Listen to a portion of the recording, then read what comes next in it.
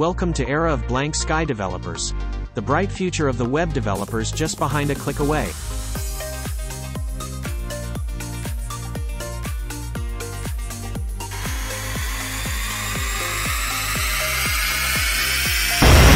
So let's begin the journey. अस्सलाम वालेकुम, blank sky developers की तरफ से खुशामदीद। तो जैसा कि हमारा वेब का कोर्स चल रहा है और हम CSS कर रहे हैं HTML के साथ, ठीक है। तो मैं फ़िलहाल के लिए आपको इनलाइन स्टाइलिंग करवा रहा हूँ और मैंने इसके अलावा आपको इंटरनल और एक्सटर्नल का डिफरेंस भी बताया हुआ है। तो चलते हैं आज के टॉपिक की तरफ। तो थोड़ा सा ओवरव्यू लेते हैं। हमने जो बैक पे किया, हमने लास्ट टाइम किया था अलाइन, ठीक है, अलाइन प्रॉपर्टी की थी स्टाइलिंग की। देन उससे पहले हमने किया था थोड़ा सा फ्लोट वगैरह, हम बटन या इमेज वगैरह को कैसे फ्लोट कर सकते हैं राइट या लेफ़्ट वगैरह। देन उससे पहले हमने जो किया था वो ये देखें ज़रा, वो हमारे पास क्या था, ओवरफ्लो।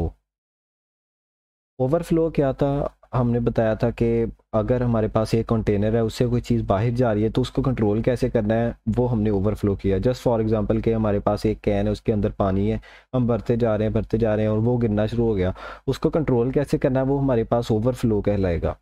देन उसके बाद हमारे पास था फ्लोट। फ्लोट होता है कि जैसे मीनिंग में ले जाए इंग्लिश के, कि हमारे पास तैरने के मानों में होता है।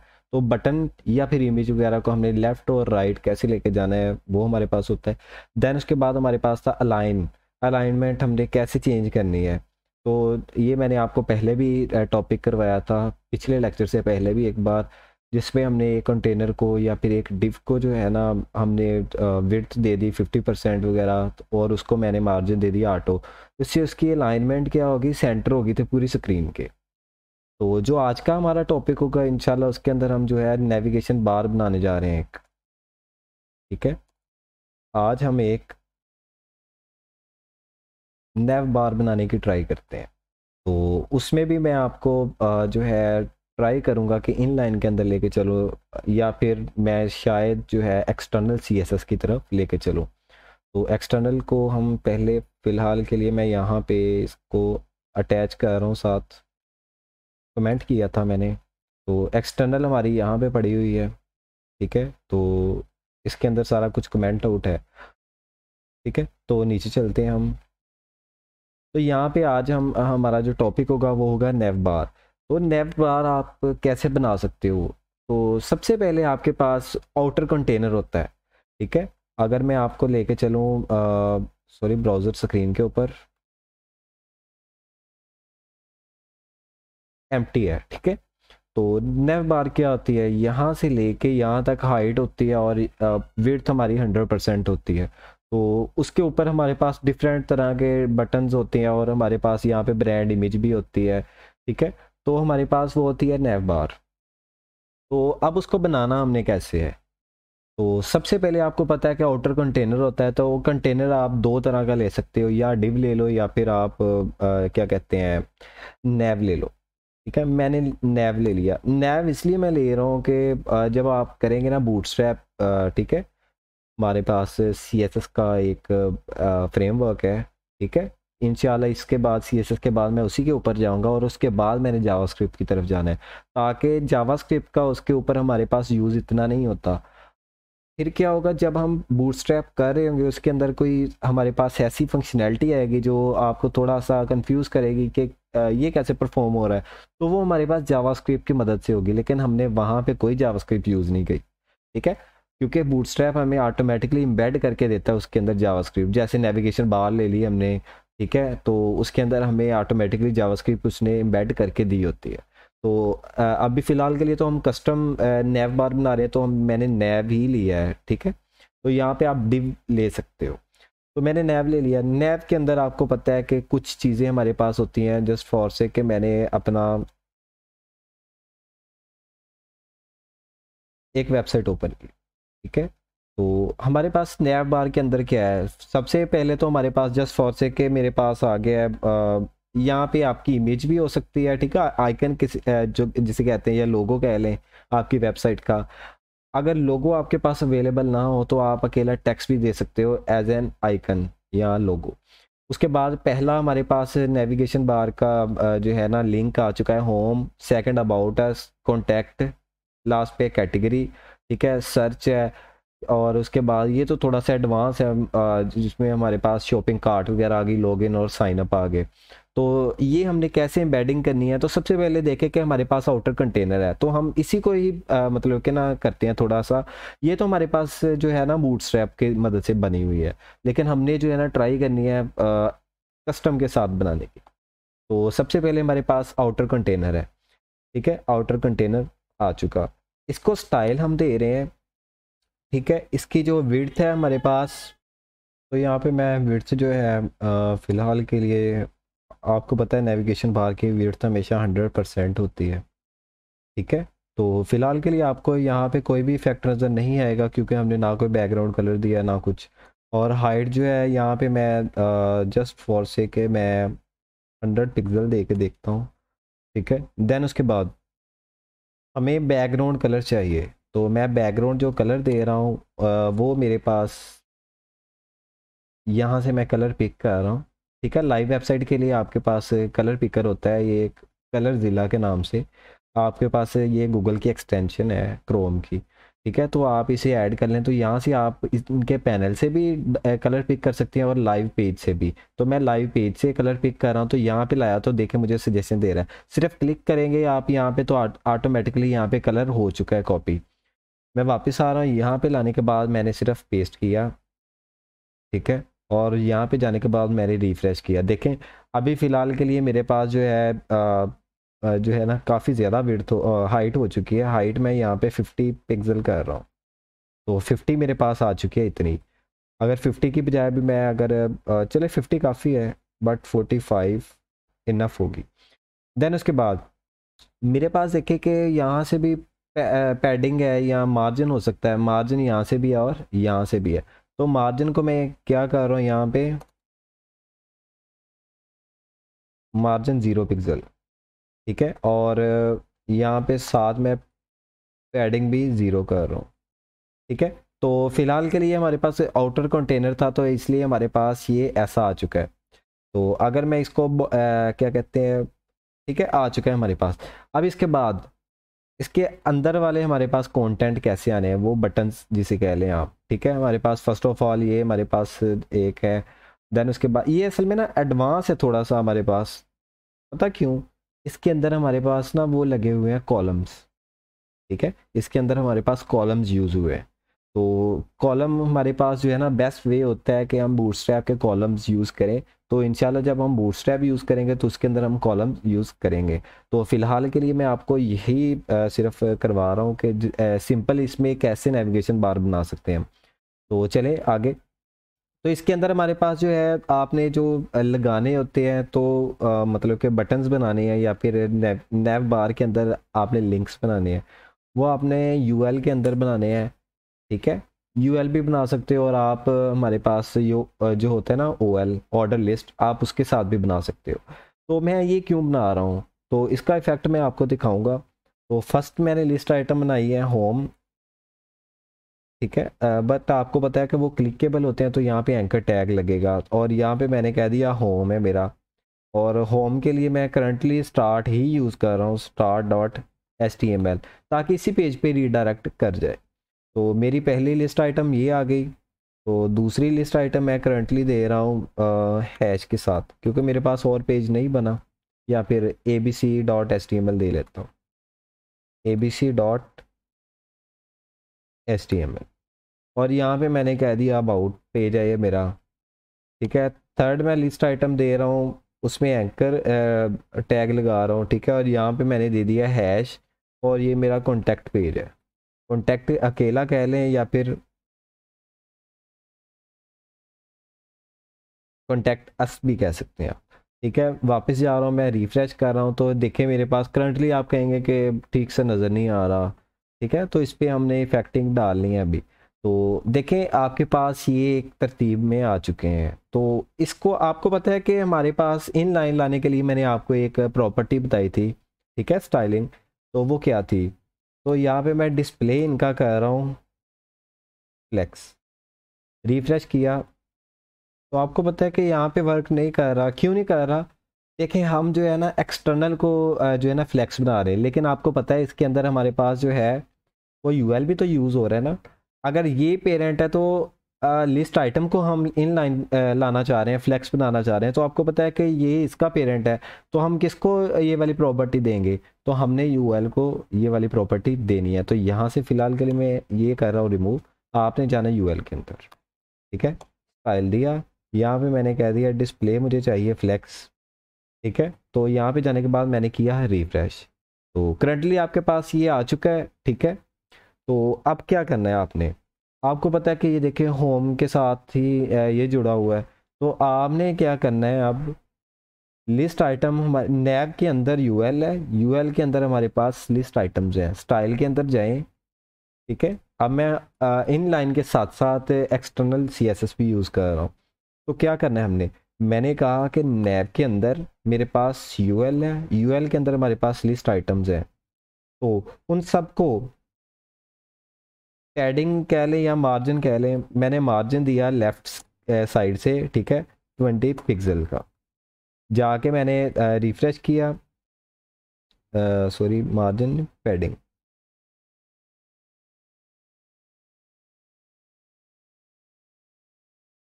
ठीक है। और यहाँ पे आपने जो साथ यूज़ करना है वो मैं फ़िलहाल के लिए इम्पोर्टेंट टैग यूज़ कर रहा हूँ। तो अब इस ओवरले को ख़त्म करने के लिए हमारे पास क्या होगा कि मैं ये ना यहाँ से रिमूव कर रहा हूँ और मैं इसे ना फ़िलहाल के लिए इंटरनली लेके जा रहा हूँ, क्योंकि ना प्रेफरेंस का फ़र्क पड़ रहा है, ठीक है। तो मैं इंटरनली जाने के बाद यहाँ पे मैं कॉल कर रहा हूँ कि मेरा सबसे पहले तो स्टाइल टैग लगाएंगे हम, ठीक है। स्टाइल टैग मैंने लगा लिया, और यहाँ पे मैं कह रहा हूँ सबसे पहले मेरे पास क्या है, यूएल टैग है। यूएल के अंदर मेरे पास एक लिस्ट आइटम टैग है, उसकी बॉडी बनाई। तो अब उसके अंदर जो है ना, मैं कह रहा हूँ कि मुझे मार्जिन चाहिए लेफ़्ट की साइड से, जस्ट फॉर से के 20 पिक्सल चाहिए मुझे। वापस जाते हैं, रिफ्रेश करते हैं, तो मेरे पास ये मार्जिन आ चुका है। तो अभी देखने के लिए हमारे पास ये इसका फ़ॉन्ट साइज़ काफ़ी बड़ा है। तो फ़ॉन्ट साइज़ आपको पता है कि अगर हम यहाँ पे देने की ट्राई करें, ठीक है, फ़ॉन्ट साइज़ मैंने कह दिया मुझे 12 पिक्सल चाहिए। तो रिफ्रेश करते हैं तो ये हमारा स्मॉल हो चुका है। तो अब देखें, इसका कलर हमारे पास बाय डिफ़ॉल्ट जो है आपको पता है कि पर्पल कलर आता है, तो मैं इसका कलर भी चेंज कर रहा हूँ। तो कलर मैंने कर दिया वाइट एग्जैक्ट, ठीक है। और अभी देखें कि आपका कलर किसका चेंज हुआ है। आपको पता है कि आपके ये पॉइंट्स का कलर चेंज हुआ है। तो आपको पता है नेविगेशन बार के अंदर तो ये पॉइंट्स होते नहीं, तो आप इसको कैसे रिमूव कर सकते हैं। तो आपने क्या करना है, यूएल टैग को कॉल करना है, ठीक है। यहाँ पे आपने लिस्ट स्टाइल करना है, लिस्ट स्टाइल नन, ताकि आपके ये पॉइंट्स रिमूव हो जाएं। तो लिस्ट स्टाइल नन करने से आपके पास वो पॉइंट रिमूव हो चुके हैं। देखे तो थोड़ा सा हमारे पास यहाँ पे भी पॉइंट्स जाहिर नहीं होते। अब क्या करना है फिर आपने, इसके अंदर नीचे देखें हमारे पास लाइन शो हो रही हैं, हमें तो लाइंस नहीं चाहिए होती, तो लाइन को आपने कैसे करना है रिमूव। तो आपने थोड़ा सा नीचे जाना है, यहाँ पे अब आपने क्या करना है, टेक्स्ट हमारा किसका चेंज हुआ था जब हमने लिस्ट आइटम के अंदर किया था। तो हमारे पास लिस्ट का जो यहाँ पे डॉट शो हो रहे थे ना, जो बता रहे थे कि ये अन स्टाइल लिस्ट है, ठीक है। तो हमारे पास वो कैसे होना है, तो मैंने यहाँ पे अगेन यूएल को कॉल किया, उसके अंदर लिस्ट आइटम, उसके अंदर मेरे पास एंकर टैग आ गया, ठीक है। एंकर टैग को यहाँ पे मैंने कॉल किया, यहाँ पे मैंने उसे कलर दे दिया एग्जैक्ट वाइट, रिफ्रेश किया, मेरे पास कलर चेंज हो गया। अब इसके अंदर तो नीचे लाइंस आ रही हैं, तो मैंने लाइंस कैसे रिमूव करनी है। तो लाइंस रिमूव करने के लिए टेक्स्ट डेकोरेशन होता है हमारे पास, नन कर दें, ठीक है, मेरे पास ये भी रिमूव हो जाएंगे। अब आती है हमारे पास बात के ये तो काफ़ी ऊपर है, ठीक है, ये हमें ऊपर वाली साइड पे है, हमें सेंटर में क्यों नहीं आ रहे। तो मैंने आपको कुछ प्रॉपर्टीज़ करवाई थी कि सबसे पहले इसके पेरेंट्स में जाएं, आपको यहाँ पे टैग्स समझने पड़ेंगे। सबसे मेन पेरेंट हमारे पास क्या है, यहाँ पे नैव है। तो नैव के अंदर मैं जा रहा हूँ, यहाँ पे मैंने एक देना है अलाइन आइटम्स, मैंने कह दिया सेंटर कर दो, ठीक है, अलाइन आइटम सेंटर। यहाँ पे इफेक्ट नहीं कर रहा, क्यों नहीं कर रहा, क्योंकि हमारे पास उसका भी तो एक पेरेंट है ना। तो यहाँ से आप कर रहे हैं रिमूव, देन उसके बाद यहाँ पे जाने के बाद पेस्ट। तो अभी हमारे पास जो थी ना विड्थ जो इसकी हमने दी थी, सबसे पहले यहाँ पे हाइट थे, ठीक है, मैंने हाइट दी, कितनी उसकी हाइट थी हमारे पास, 45 पिक्सल थी। तो यहाँ पे मैंने इसे भी हाइट दी और साथ ही हमारे पास वो भी आ गया सेंटर में। तो हमारा वर्क इसलिए नहीं कर रहा था क्योंकि हमने हाइट इसकी तो दी नहीं थी, इसकी हाइट उतनी ही थी करंटली जितनी हमारे पास ये 3 लिस्टें बनी थी। ठीक है, तो लिस्ट की हाइट हमारे पास करंटली इसकी हाफ तक थी। तो अब इनके कंटेंट चेक करते हैं कि अगर मैं इस पर क्लिक करूँ तो करंटली मेरे पास किस पे लेके जा रहा है, start.html। यहाँ पे होवर ही सिर्फ किया तो नीचे देखिए मेरे पास abc.html है, क्लिक किया तो मेरे पास abc.html ओपन होगी। बैक जाते हैं हम। ठीक है, अब कॉन्टेक्ट्स पे क्लिक किया तो साथ हैश आ गया। हैश इसलिए आया कि हमारे पास यहाँ पे मैंने जो href के अंदर दिया था वो हमारे पास था हैश। अब नेक्स्ट हमारे पास यहाँ पे आप कह लें कि आइकन है।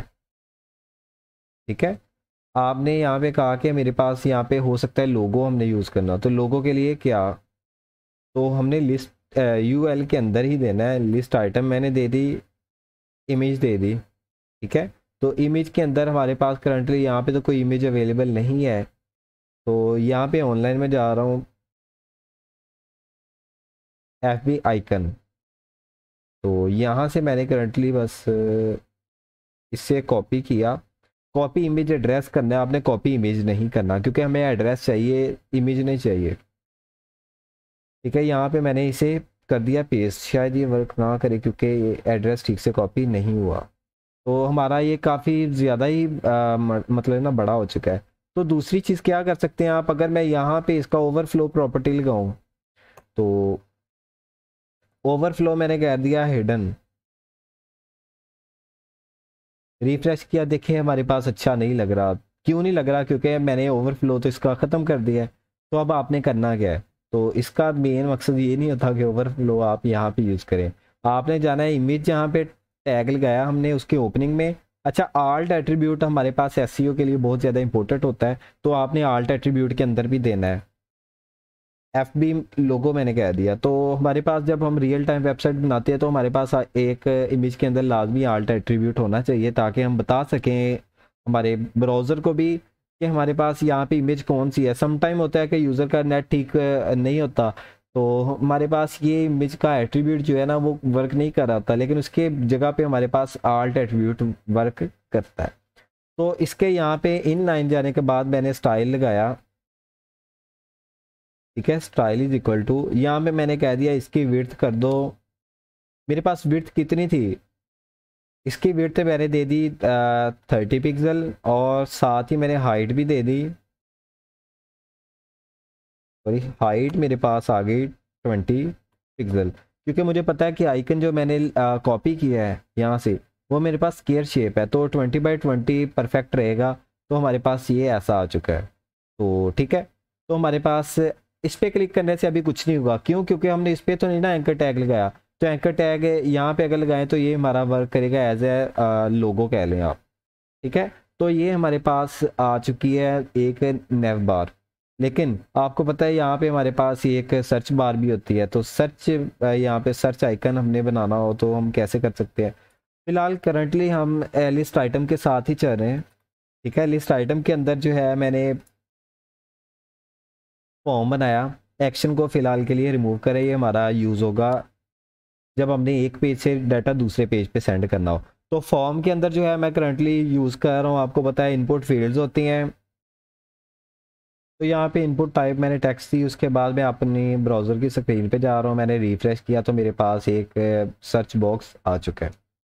तो देन उसके बाद आपको पता है कि मैंने फ़ॉन्ट ऑफ एसएम शायद कमेंट आउट कर दिया था, फ़ॉन्ट ऑफ एसएम लगा हुआ है मेरे पास। तो यहाँ पे हमने क्या करना है, फिर मुझे एक आइकन चाहिए। ठीक है, आइकन मेरे पास, लेकिन सबसे पहले वो भी इनपुट टाइप ही होगी। ठीक है, इनपुट टाइप सबमिट। जब हमने फॉर्म को सबमिट करना होता है तो आपको मैंने बताया था कि हमारे पास टाइप चेंज हो जाती है उसकी। तो वैल्यू के अंदर आपने क्या करना है, यहाँ पे वैल्यू के अंदर मैंने कह दिया है मुझे चाहिए सबमिट। तो रिफ्रेश करते हैं तो यहाँ पे सबमिट, या फिर आप कह सकते हैं कि मुझे सर्च चाहिए।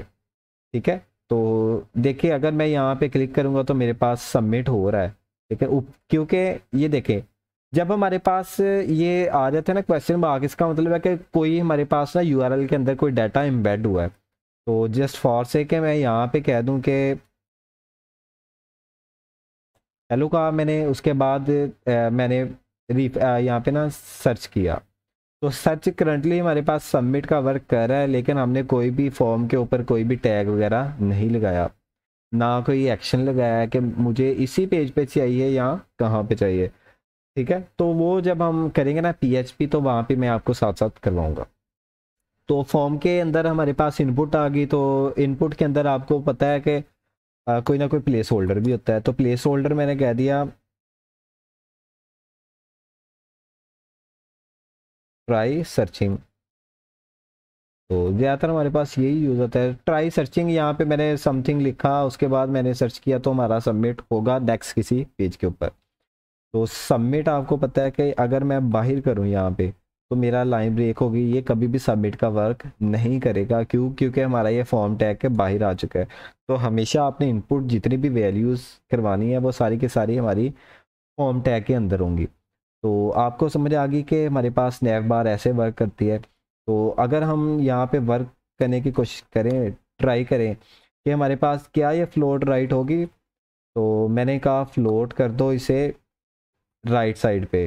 तो रिफ्रेश करते हैं तो हमारे पास ये वर्क नहीं करेगी, क्योंकि मैंने आपको सिर्फ 3 चीज़ें बताई थी। एक हमारा बटन फ्लोट करेगा, सेकंड हमारे पास जो थी इमेज फ्लोट करेगी, ठीक है, डिव भी हो सकता है एक।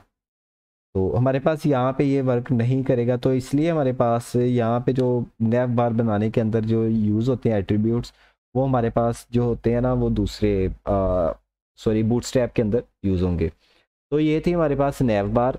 तो नैव बार को आप थोड़ा सा और स्टाइल दे सकते हो कि मेरे पास ये फ़ॉन्ट काफ़ी ज़्यादा ही छोटा हो गया है। तो फ़ॉन्ट को मैंने कहा थोड़ा सा, फ़ॉन्ट मैंने दिया था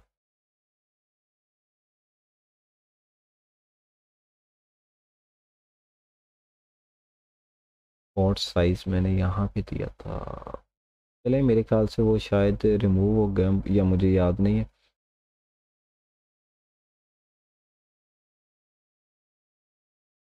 तो इनको हमने होवर करने के लिए, फैक्टर डालने के लिए मैंने आपको बताया था। मैं सबसे ऊपर टॉप पे जा रहा हूँ।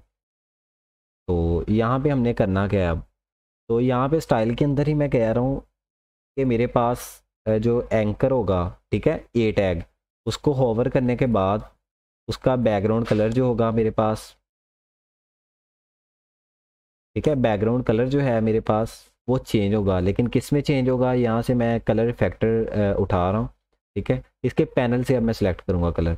तो ये था मेरे पास, तो मैं इसे थोड़ा सा डार्क उठाऊँगा। यहाँ से मैंने इसका हेक्सा कोड कॉपी किया, वापस किया, यहाँ पे मैंने रिफ्रेश कर दिया, लेकिन साथ हैश लगा के। तो रिफ्रेश कर रहा हूँ मैं, यहाँ पे मेरे पास देखें बैकग्राउंड कलर सिर्फ उतने का चेंज हो रहा है। तो मैंने कॉल किसको किया था, एंकर टैग को। तो अगर मैं एंकर की जगह यहाँ पे लिस्ट आइटम को मैं उठाऊँ, तो रिफ्रेश किया मैंने, यहाँ पे मेरे पास करंटली फ़िलहाल यही है। तो ठीक है, तो लिस्ट आइटम के अंदर मैं अगर एंकर को करूँ तो मेरे पास अगेन मतलब वही होगा।